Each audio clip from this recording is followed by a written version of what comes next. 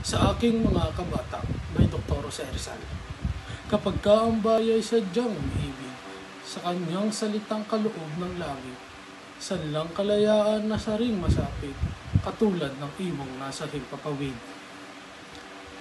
Pagkat ang salita'y isang kahatulan sa bayan, sa nayo't mga kaharian, at ang isang tao'y katulad, kabagay ng alingmang likha noong kalayaan. Ang hindi magmahal sa kanyang salita, mahigit sa hayop at malansang isda. Kaya ang marapat pagyamanin kusa ng tulad sa inang tunay na nagpala.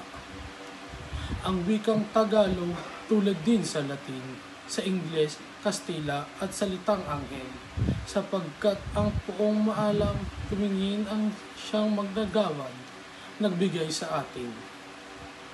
Ang salita natin huwad din sa iba na may alfabeto at sariling letra, na kaya nawalay dinatnan ng sigwa ang lunday sa lawa noong dakong una.